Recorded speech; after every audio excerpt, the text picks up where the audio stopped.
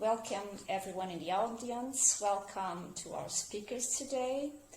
This is the ERN ReCONNET webinar, How to Explain Sjogren Syndrome to Your Family and Friends. The speakers will be Vieira, which is myself, my friend Coralie, and Professor Eric Ashula. This webinar for patients includes a patient perspective by Coralie Bouillot and a medical presentation of Sjogren syndrome by Professor Eric Ashula. Sjogren syndrome is a complex, heterogeneous and challenging disease for patients. As it is an invisible disease, patients may find it difficult to explain the burden of the disease to their relatives. It is very important that patients know well about their condition and that friends and family understand the difficulty of living with Sjogren syndrome daily. We hope that this webinar will help raise awareness about Sjogren, provide good medical information, and improve understanding of the disease among many people, including patients who may feel helpless or lack information. Now, some housekeeping rules for today's webinar. This webinar will be recorded and published later on ERN ReCONNET's website and on the ReCONNET's YouTube channel. For questions during the webinar, please use the questions and answers, the Q&A box, or the chat that you will find in your screen below at the center. After the webinar, please take a moment to complete our satisfaction survey. To follow us for more webinars and also to keep in the loop of all the activities we've been developing, you can reach us by email, you can visit our website, follow our Twitter and Facebook accounts. You can also subscribe to our YouTube channel, and I strongly advise you to subscribe to our newsletter. You just have to click on our webpage button, subscribe to our newsletter, and a form will appear so that you can fill your subscription. This way you will not lose any of the novelties. So today, just like I've mentioned before, that's 3 speakers will be articulating different presentations on the topic. And I am taking advantage of this opportunity to present you Sjögren Europe, the European Federation of National Associations of Sjogren's Patients. So what is and who, when, how, all these questions about Sjögren Europe. We are a federation of national associations, and we want to increase knowledge and awareness about Sjogren syndrome. This was really the motivation for us to establish this federation. We want to improve health and care across Europe for patients suffering with this multifaceted disease. So we felt we were stronger together, and 7 patient representatives from 7 different European countries decided to found and to lead this federation. All of us are patients, and all of us are active at national and international level, promoting awareness and contributing to research in Sjogren syndrome. We also have a medical board of 6 internationally recognized clinicians. They also come from different European countries and have been contributing to our journey till today. We started with 9 members, but we are now 12 full members, and we have also an associate member, which is Romania. So this is all about European countries and beyond, because we have Israel on board as well. We were established in February 2019. We are based in Switzerland, in the city of Bihen, and our first General Assembly was held in Madrid in June 2019 during the EULAR European Congress of Rheumatology.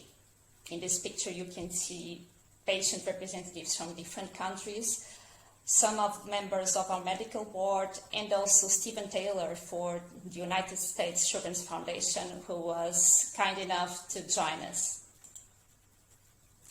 So why did we have this crazy idea of getting together? Because there are so many unmet needs that need to be addressed.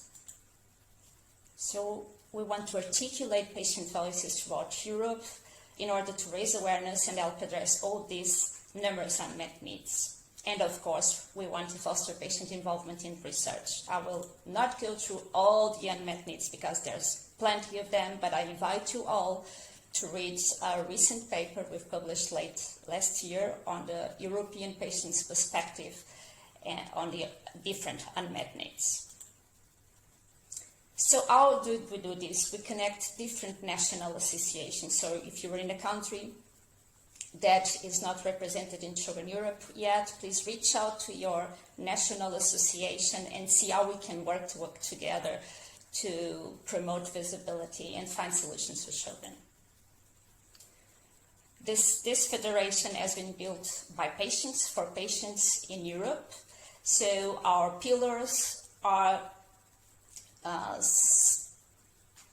based on informing, listening, guiding, networking, all with patients, promoting meetings, discussion groups, we exchange experiences, and we are in permanent contact to make the future a better world for Sjogren's patients. Of course, we are very, very focused as well in supporting and disseminating research because this is vital to our approach. All our members are encouraged to support and participate in research, either at international or national level. All of our board members are involved in different projects at international level, European level, and national level as well. And today we are here contributing to this webinar, supported by the European Reference Network on Rare and Low Prevalence Complex Diseases, the ERN ReCONNET. Thank you to the ERN ReCONNET team as well for this great opportunity.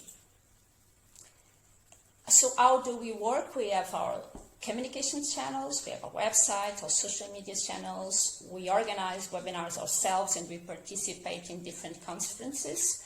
So very close, well, very soon we will be participating at EULAR European Congress of Rheumatology next month in June, and late in September we are counting to participate as well in the International Sjogren Symposium to be held in Rome after these 2 years of pandemic that did not allow face-to-face meetings.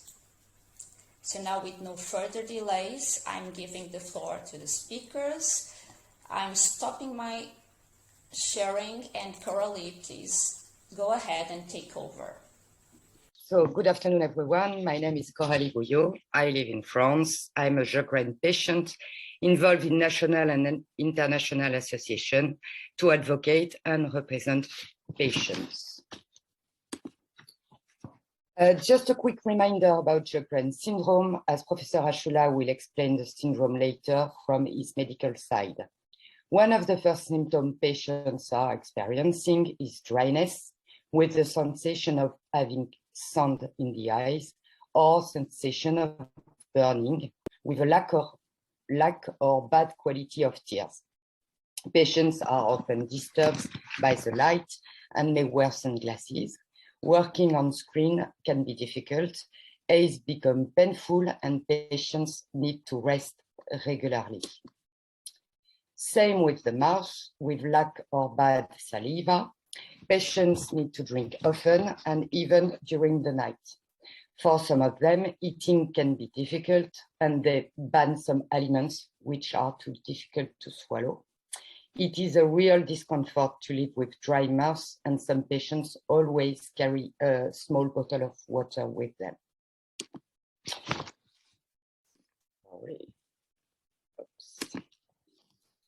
But Sjogren syndrome is not only dry eyes and dry mouth, obviously. Dry mouth and dry eyes are called Zika syndrome and can be the results of many causes, just like age, medication like chemo or medication for depression, etc. Dryness is general and can affect the skin, the nose, the lungs, and for women, the genital area.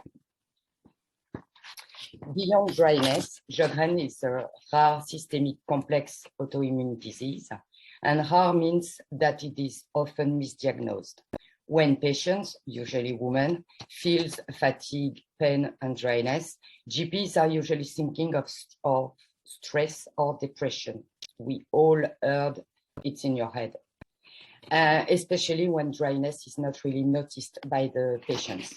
Sjogren is really a heterogeneous disease. I often say that you will find as many presentations of the disease as there are patients. Sjogren is not a one-size-fits-all condition. Some patients will have severe dryness, but less pain and fatigue.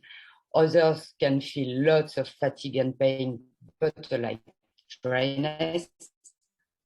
Some of them will present a strong systemic activity with organs involvement, or on the contrary, some will experiment very light symptoms.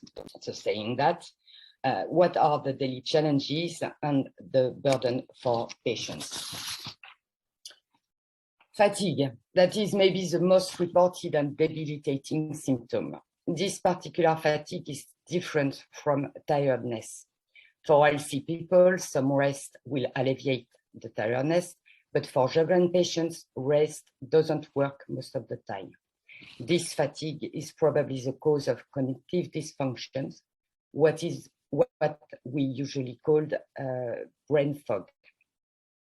This is, to me, something very hard to fight. It comes without any notice. You are working or having some good times with friends and family, and suddenly you feel like dizzy. You can hardly concentrate on your work or on conversations.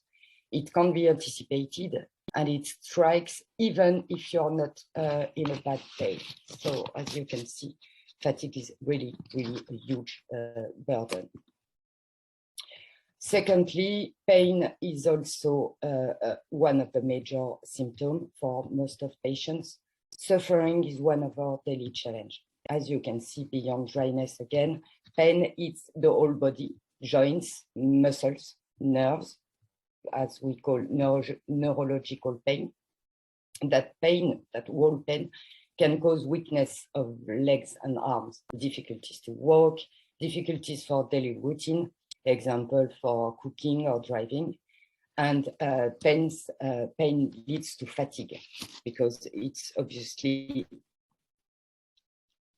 exhausting to suffer every day. So as I said, pain leads to fatigue, fatigue leads to pain, fatigue measure probably the symptoms, and both leads to emotional and psychological impact. The patient's state of mind is described here. As you can read, stress, burden, depression are real and often underestimated or ignored. Struggle every day for facing the disease is a real challenge.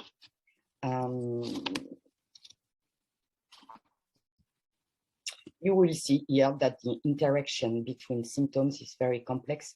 Even if one day you don't feel depressed or anxious, the numerous problems you will have and you will face during the day will affect you deeply. Besides, the lack of understanding and recognition of the disease increase the feeling of loneliness. Obviously, all the symptoms described earlier are definitely impacting our quality of life, which absolutely all aspects are affected, as you can see on this slide. There are many unmet needs in Sjogren. I don't want to anticipate Professor Ashula's presentation, but it is important to say that to date, there's no cure available to manage the disease. Only treatments to alleviate symptoms are available, but Professor Ashula will explain why we need to keep hope. Here are describes quite all of the numerous unmet needs for Sjogren syndrome. I let you read a bit. All those lack or difficulties make the disease even more difficult to bear. So as patients, as you can see, a lot of lack of knowledge, understanding, non-pharmaceutical approaches, lack of disease self-management program. It differs from countries, but usually all European patients are saying that. finally, I will share you part of my personal experience. So I take immunosuppressive and non-steroid anti-inflammatory drugs, obviously painkillers, but of course quarterly I go for infusions and at daycare hospital for also blood works and different tests to control the disease. I go to the physiotherapist twice a week because it's very important to keep a physical activity in that kind of disease. I have a very, very itchy and sensible skin, very dry skin, but more largely, this is another point important for patients, is that all those products, including obviously teardrops, and we cannot do without, all those products are very expensive. So we often underestimate the financial impact of the disease for patients. So my personal experience is plan, think, and anticipate. Anticipation is the key when you've got Sjogren disease. I always think before planning something. I totally lost spontaneity with Sjogren. It's something I had to learn and to live with, but spontaneity doesn't apply to me anymore. Consider a Sjogren patient like a phone battery. Sometimes you start the day with a full battery and you do what you have to do, and suddenly, sooner or later, you don't have any more energy to do something else. And on bad days, imagine that you start the day with half of your batteries. What I want to say is that the unpredictable aspect of the disease is very complicated to deal with. Another aspect of anticipation is how you dress. Never forget to take your medication with you. Always carry your sunglasses, a bottle of water, and all things that you can need or something to make you comfortable. Living with Sjogren also means not knowing how the disease will progress. I will try to enjoy what life gives me every day, but I'm no superwoman, and I often feel tired and discouraged, guilty, and all those bad feelings with this really difficult disease. Every day is a challenge. A couple of messages from my point of view. It is really important to stay active and do things because, again, there's a lot of patients who have depression and anxiety with Sjogren. So it's important to go on and to do things, something, work or see friends and family, everything you can do, but don't be too hard on yourself.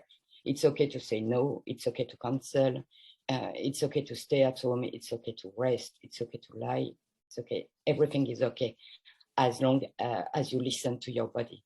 Your body will tell you whether you can push it or not. Take one day at a time, and researchers are very active. Let's keep hope. Professor Ashula again will explain why. And finally, don't stay alone. It's very important to speak. It's very important to share your concern and your feelings. Contact your patient association. They can help you. Thank you for your attention.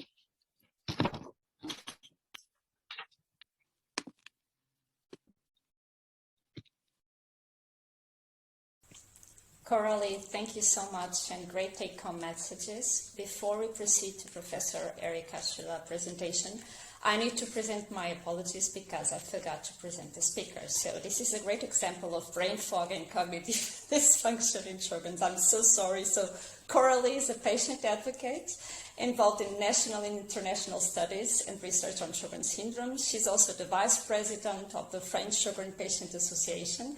She's in charge of research and international affairs, including the International Sjogren Network, ISN. She's also co-founder and member of the board of Sjögren Europe. She's involved as a patient representative in scientific advice procedures for the European Medicine Agency, and she's also an EULAR Patient Research Partner and an ePAG, an European Patient Advocacy Group member for ERN ReCONNET. Professor Erika Schula, the next speaker, is Professor of Internal Medicine and Clinical Immunology at the Hospital Claude Laurier, University of Lille in France. His clinical skills concern connective tissue diseases, vasculitis, and autoinflammatory diseases with more than 600 published articles. He is the head of the Disease Center for Rare Systemic Autoimmune Diseases, North and Northwest of France, and lead the French Rare Autoimmune and Autoinflammatory Diseases Network. He has developed several medical education programs for patients and medical practitioners. He is the scientific coordinator of the EULAR online courses. He is member of the steering committee at ERN ReCONNET and is a member of several professional bodies, including the French Society of Internal Medicine, the ACR, American College of Rheumatology, EULAR, and OISTAR, which is a huge cohort database on systemic sclerosis, if I'm not mistaken. Eric, the floor is yours, and sorry for this again. Well, I frequently say to my students that nobody's know better the disease or a disease rather than the patient, because the patient is living all the day with his disease or her disease. And so we have the idea to listen to patients, and I think it's really important to have a partnership with expert patients like today, and thank you, Coralie, for that. So the topic is how to explain Sjogren, primary or associated Sjogren, to family or friends or loved ones.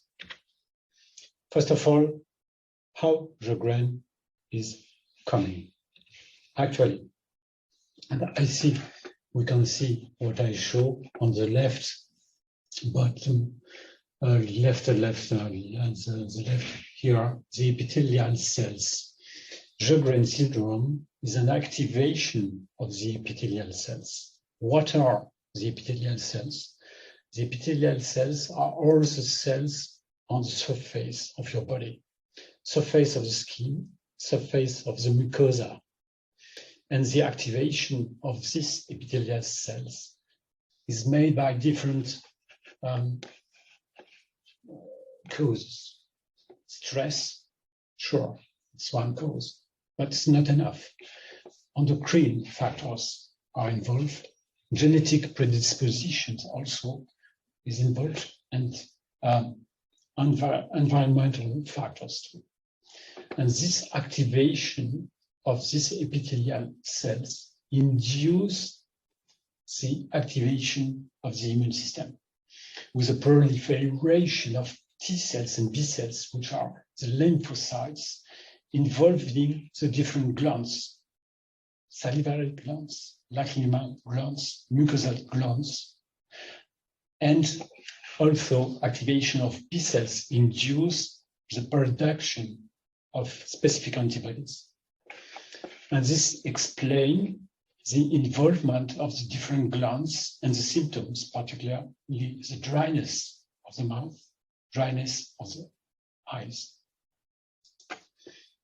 What are the main symptoms of disease? There are two different presentations of Sjögren syndrome, of primary Sjögren syndrome. On the left, chronic epithelial inflammation with three main symptoms: Zika syndromes, fatigue, and pain, joint muscle pain.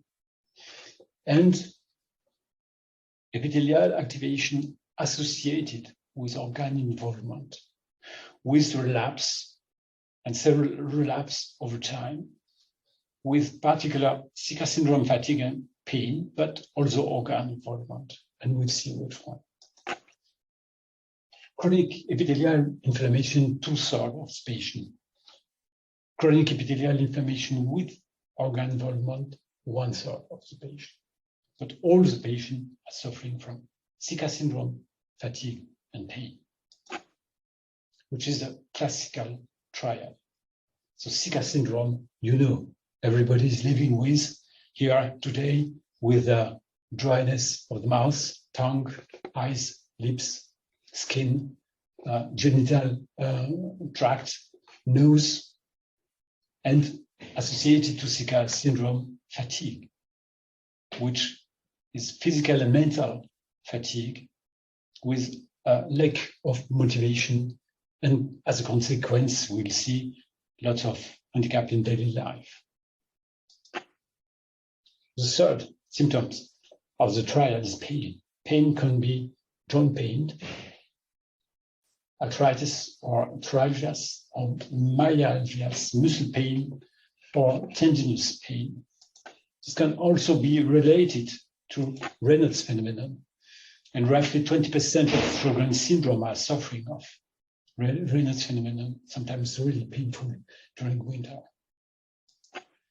But also fibromyalgia is present in roughly 20 to 25% of cases of the patient.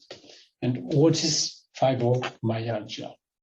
We have, as physicians, several points, 31 points, particularly painful patients suffering of fibromyalgia, but actually all the body is painful in patients suffering of fibromyalgia.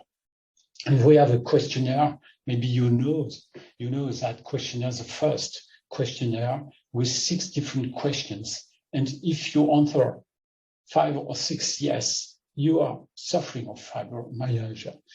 It's not a disease of the joint, not a disease of the muscles, not a disease of the tendon, but a decrease in your body of the serotonin level. And to treat fibromyalgia, you have to increase that serotonin level in your body. The daily impact of fatigue is really, really huge, and lack of energy and fatigue has consequences of physical health, mental health, social life, personal life, and also sexual life, unfortunately. 1/3 of the patient, besides the triad, dryness, fatigue, and pain, are suffering of organ involvement. Which are the main organ involvement involved in Sjogren syndrome? First of all, the nerves, and particularly sensitive nerves, inflammation, inducing neurological pain, tingling, burning, cold aspect, sometimes really, really painful. It's mostly a sensitive neuropathy. Sometimes it's a CNS with anxiety, loss of concentration, depression. Sometimes there are the lungs with cough, bronchitis, sometimes lung fibrosis, and also the small vessels like vasculitis, skin vasculitis, as you can see on the right. And some patients are developing lymphoma. We have to talk about lymphoma. Lymphoma is a rare manifestation in the general population. There is an increased risk, but relative increased risk in Sjogren to develop lymphoma, but it remains a rare complication in Sjogren syndrome, and particularly located not frequently in the lymph nodes, but more frequently in the lung or in the poutive gland, for example. And in most cases, this is smoldering lymphoma and easy to treat. Also seen frequently in Sjogren syndrome, a dysautonomic syndrome with the autonomic system nervous is regulated your breath, is regulated your heart rate, is regulated your gut, for example.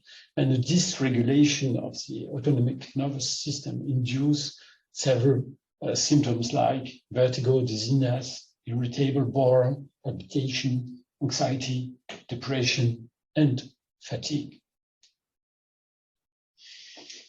All these symptoms are inducing stress, and stress increases your symptoms.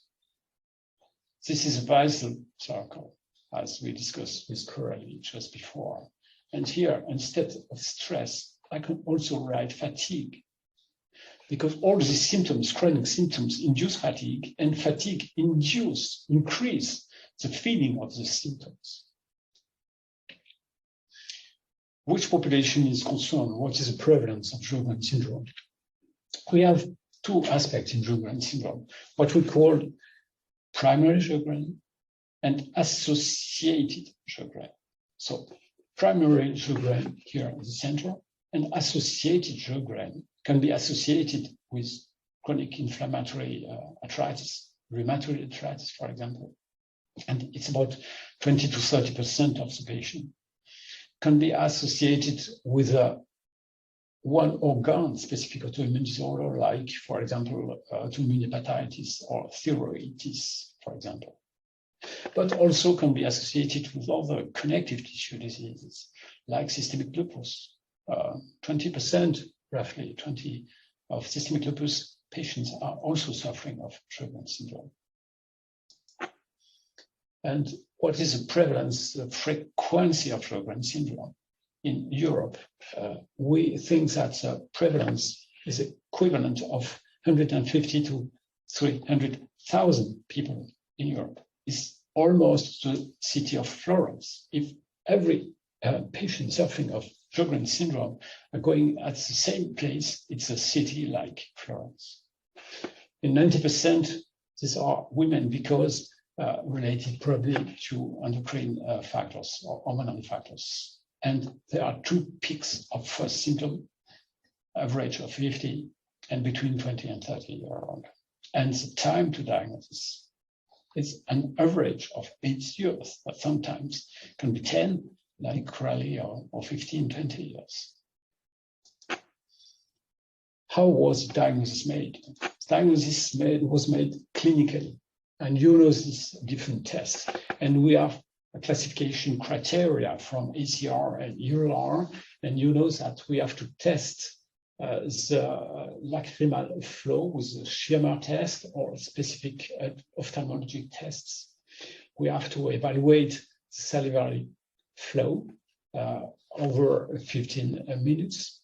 And also we have to practice a blood sample test, and specifically anti-nuclear antibodies. And in Sjogren syndrome, we have two main specific nuclear antibodies called SSA and SSB. Roughly 50% to two-thirds of the patient have specific antibodies, but also 1/3 don't have any specific antibodies. In that case, we need another immunological criteria, which is here as the labial salivary glands involvement and biopsy. And we can see here in the small glands the involvement of all the B and T cells involving the gland. And we can imagine why the gland is not capable enough to produce a salivary, because it's involved by the lymphocyte cells. What are the treatment strategies? We have two main treatment strategies, of course. And what you have to know is that all patients can have a treatment. We have a treatment for all of you. But as it has been said, we have no treatment to cure completely the disease, but we can improve the disease. And we have in the pipeline, and different randomized control studies currently are ongoing and very promising to improve the disease. But to treat, so far, organ involvement, we have corticosteroids, immunosuppressive drugs, and now some biologics, like rituximab, for example, but we'll have different other, I think, in the next few years. We have to treat dryness and pain, and of course, with painkillers, salivary substitutes, cream for skin, ocular tears, etc. And also be aware that some medication can increase dryness. And last but not least, we have to improve your quality of life. And how can we improve the quality of life? We have some alternative treatments. We have patient education, and we have developed patient education programs, and also have a contact, not be alone, have a contact with the patient association. Alternative treatments are very important, and for me, complementary to the common medication. like yoga, tai chi, sophrology, hypnosis, and also to have good sleeping conditions, also good diet and adapted diet, and also adapted physical activity. The best treatment of fatigue is physical activity. This will boost your battery and increase your energy. And you have to combine all of this to the common medication.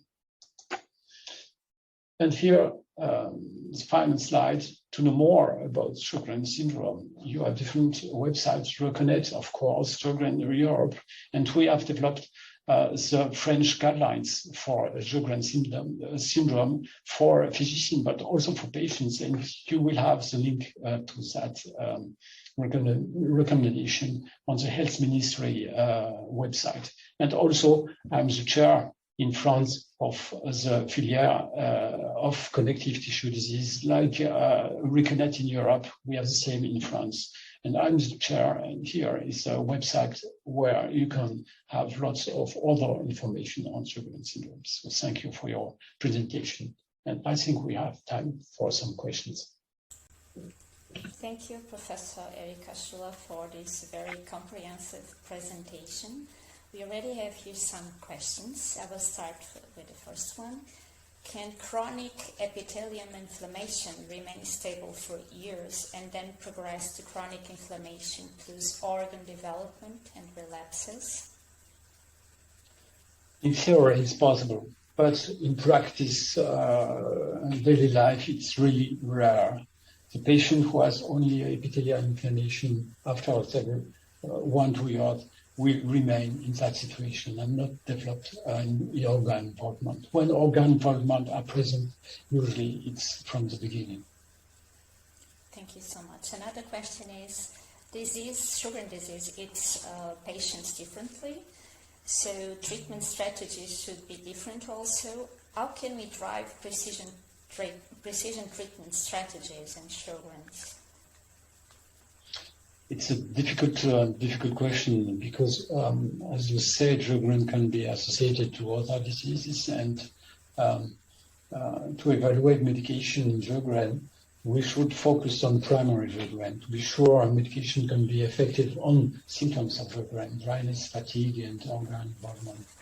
And because the disease is so different in presentation, it's so difficult to demonstrate the efficacy of a drug in that disease. Because what shall we focus? Fatigue, dryness, pain, both.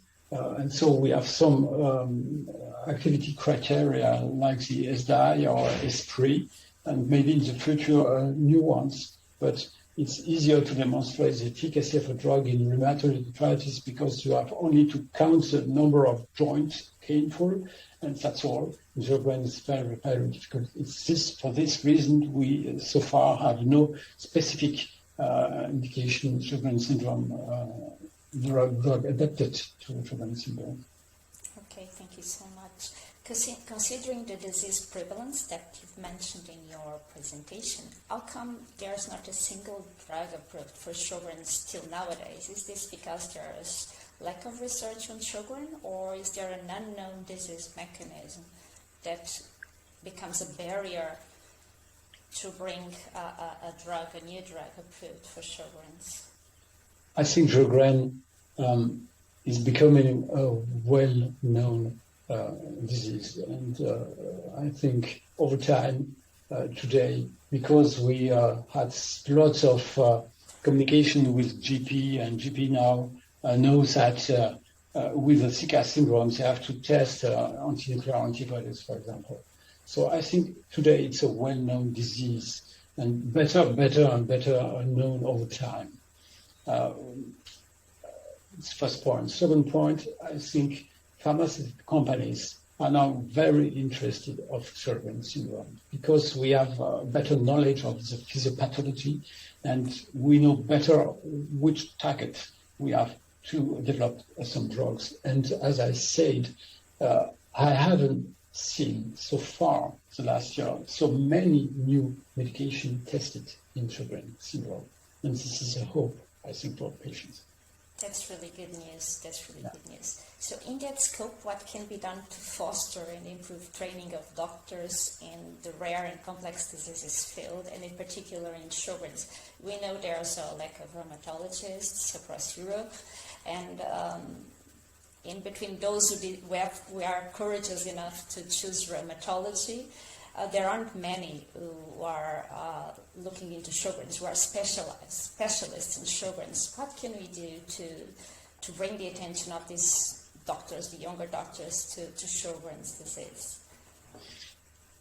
I think it's one of our duty as a professor. I think we have to teach not the 6,000 different rare diseases to the students, but we have to teach what symptoms, common symptoms, can sometimes be the first symptom of a rare disease. For example, simple example in connective tissue disease, Raynaud's phenomenon is that a scleroderma connective tissue disease asks for anti-nuclear antibodies and capillaroscopy.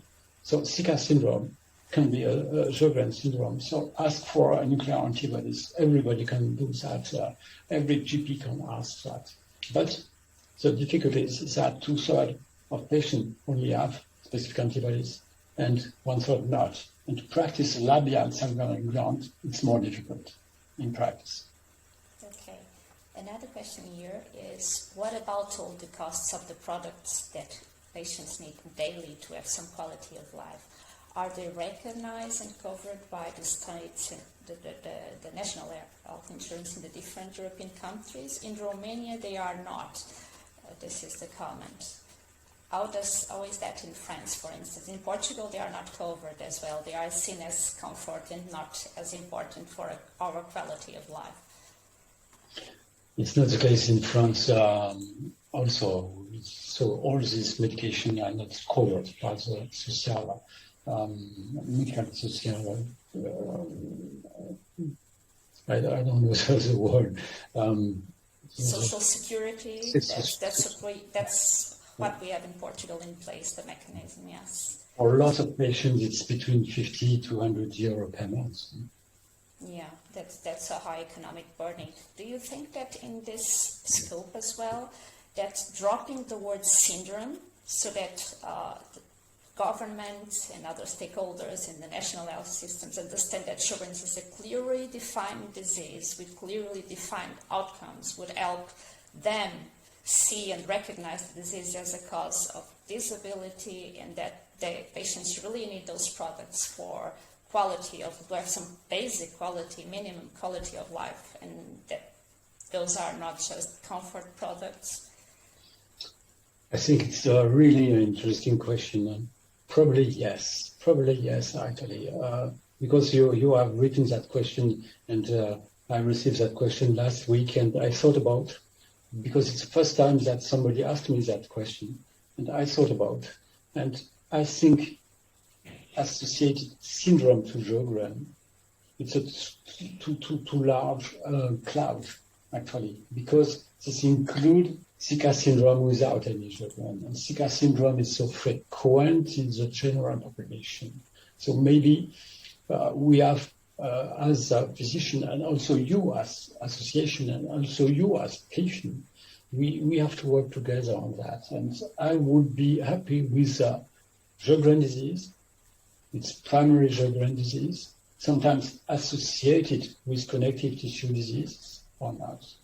And besides Sjogren disease, we have Sjogren syndrome. These are all the patients suffering of Zika syndrome, but they have also lots of pain and consequences of their daily life.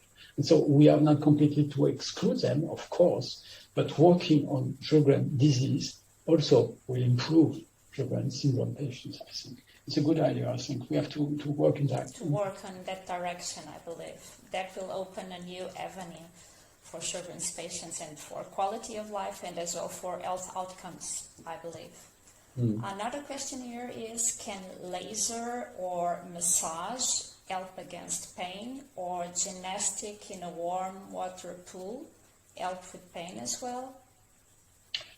I think all alternative treatment or aspects are interesting, and sure, this may improve quality of life. This can, if you improve your mental feeling, you decrease your pain, and so this may contribute to decrease your pain. So of course, but everybody has to choose. For example, me to treat my fatigue, I practice lots of sports. And for somebody else could be sophrology or hypnosis, yoga, tai chi, etc. So choose what you like to do as alternative treatment, and it's good for you, good for your health, good for your body. Thank you. Another question is, does CBD help on Sjogren symptoms? It's a common question asked from this patient. I'm not against. So try. If you're happy, you can continue. Thank you. Now a very tricky question. Why do we patients often feel miserable when disease activity is under control? I mean, to be clear, our blood works are okay, but we feel terribly fatigued. We feel really impacted with cognitive dysfunction and depressed, or with some kind of mood disorder. Is there a disease mechanism that is not inflammation mediated behind this? Yeah, it's not actually well known, the exact mechanism, but I think a part of fatigue is explained by this autonomic syndrome. And maybe we have to work on that autonomic aspect of the disease. And we know, for example, that we can practice vague stimulation on the ear. We can modulate some vague activity with the control of breath. And I think it could be an interesting aspect to also treat fatigue. And also, I have to say, nobody has to feel miserable, actually. And it's better to feel not miserable is to discuss with all of us, to discuss with physicians, of course, but also to discuss with patients. And in that situation, I think what can be really helpful is patient education programs. And we have developed lots of patient education programs, and we have a specific patient education programs in France with 10 to 12 different workshops, and one is on fatigue. So patients are the physician, the nurse, psychologist, together 3 hours talking about fatigue, how to improve fatigue. And this make patient less miserable, I think, to participate to patient education program. But it's not actually performed in all countries in Europe. And we have also to work on that. And I have developed an online course for physicians with EULAR to help every physician in Europe to learn how to practice patient education. Yes, I was about to say that France is really an oasis, a dreamland, because in Portugal we don't have that. Patients don't even know what patient education is. So I hope that we can really work on that, and that ERN ReCONNET can facilitate that with all the full members who we have now. Just another interesting question here, very important one. What about adapting your working conditions, for example, at the office? It is very difficult sometimes to explain your needs. And I think the fact that the disease is not recognized as a cause of disability also impacts this. So it's difficult for us to reach to our employer and explain that we need to adapt our working conditions, because they don't see the disease as something that causes disability. So what can we do about this? Do you in France recommend your patients to adapt their work? Yes, actually. Is that part of the patient education program you have in place? It's also part of education program, but also we have what it's called the handicap house here in France, and we can ask to recognize the handicap of the patients, sometimes only based on fatigue. And we have a specific file to complete. And when fatigue is really the first main burden of the disease, I ask the recognition as handicap fatigue due to Sjogren, and it's always accepted. And we can discuss with the employees to adapt the time, the hours of work, for example, or to adapt, to encourage, for example, to work at home. And the COVID helped that. And now it's possible actually in France. I hope it's also possible in other countries in Europe. I hope that spreads to other European countries. This is another challenge for ERN ReCONNET and for us patients and doctors to work together to make the national health systems understand that fatigue is really a very big burden for patients. I don't think I have further questions. At least I don't see them. If I'm wrong, Diana, you're in the back office. Please let me know.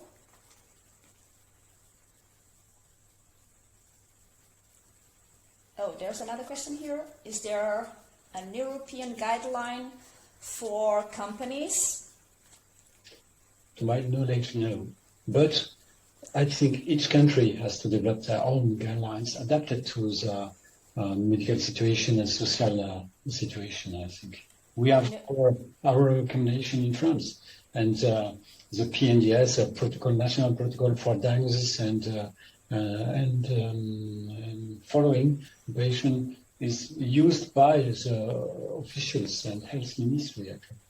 I think EULAR started to work on some recommendations, but I'm not sure if they have been released or not, but I can check that and further make it available with our webinar. Our webinar is being recorded, so everything you've heard and seen here will be available later on in our YouTube channel, I think, Diana. Can you please just clarify this? So yes, the links and so on, we will give you the suggestions and the important references and links for you to look up will be available later on, right? Yes. Okay, so I will just share my screen with a very last slide, just in case you have further questions. This is not the one, sorry, this is it. Sorry. So, can you see my slide? Yes. Yes. Okay. Yes. Thank you, everyone, the speakers and everyone in the audience. If you have any further questions, please feel free to email me, Coralie, or Professor Eric Ashula. We'll be very happy to answer your questions. And thank you for your time and interest and for staying with us till the end.